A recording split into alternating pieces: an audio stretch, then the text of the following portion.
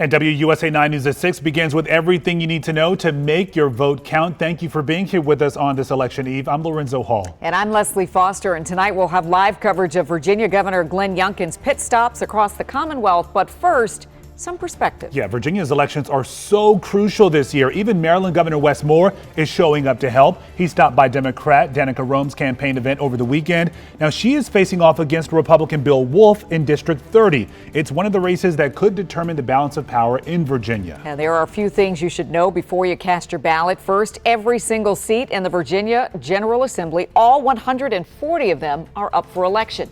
You can look up your polling place online. Just make sure you get there between 6 a.m. and 7 p.m. tomorrow. All right, so after visiting Fredericksburg and Manassas, Governor Youngkin is now heading to an event in Loudoun County. Our Rafael Sanchez-Cruz joins us live in Leesburg, where the state Senate race between Juan Pablo Segura and Russet Perry is one a lot of people are watching tonight. Right, Rafa?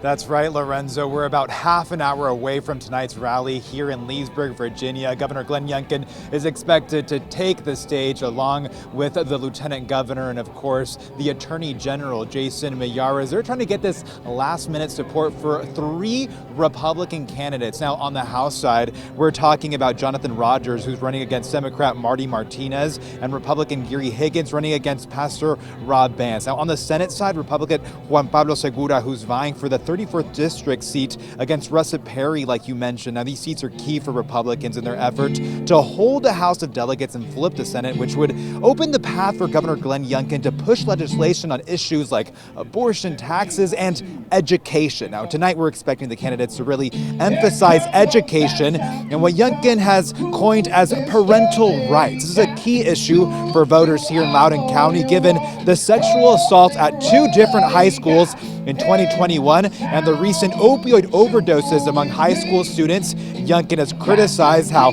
Loudoun County Public Schools has handled both of these issues, and I've been speaking to some voters off camera ahead of this rally, and they're really mentioning parental rights and these issues, overdoses, as well as the sexual assault, as key issues as why they're fighting for Republicans and voting for Republicans tomorrow. We'll have more on this issue at 11 o'clock. I'm live in Leesburg. Rafael Sanchez-Cruz, WUSA 9. A lot of change could happen tomorrow depending on how Virginians vote.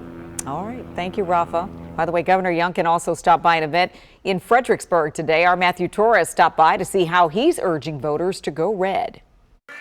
He may not be on the ballot, but Governor Glenn Youngkin has a lot riding on this year's election results in Virginia. One last day to get the vote out to hold the House and flip the Senate. For months, the Republican leader has been campaigning for GOP candidates in their districts, and that includes the eve of Election Day. But that's just where we are right now in Virginia. We have to take this seat. Right now, the Republicans control the House of Delegates with a very slim margin, but they're fighting to flip the Senate, which would make way for proposals Youngkin has been pushing, including education and how parents are involved in their child's school. You as parents have a fundamental right to make decisions for your child. And a 15-week abortion ban with a few exceptions. I want the abortion to be a ban tomorrow, but I do agree being nice, 15 weeks. For Democrats, abortion is a key issue they feel will help them maintain their track record. Right now, Democrats are on a long winning streak this year. We've been overperforming in these special elections by 7 points.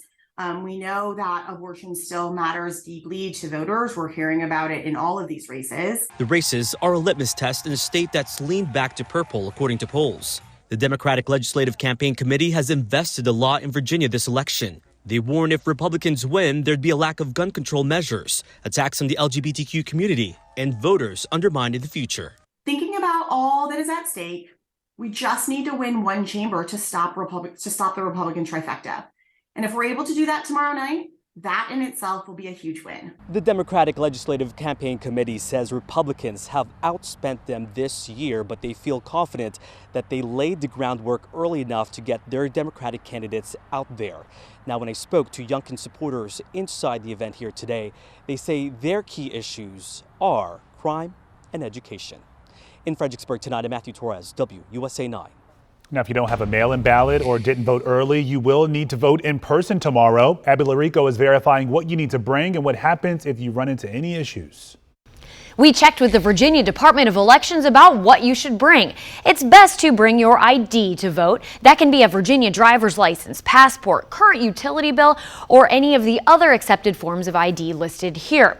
If you don't have one, you can still vote by signing an ID confirmation statement. That's a legal document affirming you are who you say you are. If you don't want to sign that, you can vote provisionally. That gives you till Friday at noon to bring a valid form of ID back to the voting authority to get your ballot counted. And speaking of provisional ballots, I checked in with the National Conference of State Legislatures and the Virginia Department of Elections to define a provisional ballot in the Commonwealth. Generally, provisional ballots are given to a voter when there is some issue confirming their eligibility to vote at the polling place. That includes questions about the voter's registration, concerns the voter may have already voted, a voter trying to vote in person after requesting a mail-in ballot, or a voter not having the required form of ID. Provisional ballots are handled separately. Upon confirmation of a voter's eligibility, though, their ballot is counted. We have more Verify stories about ballots, candidates, and issues on our website, WUSA9.com, right now. With your Verify, I'm Abby Larico. Stay with us on air and online tomorrow as the results come in. Meanwhile, there's plenty of content to stream for free on WUSA 9+. You can check out our Election 2023 special to learn more about what's at stake in Virginia and the potential ripple effects across the country.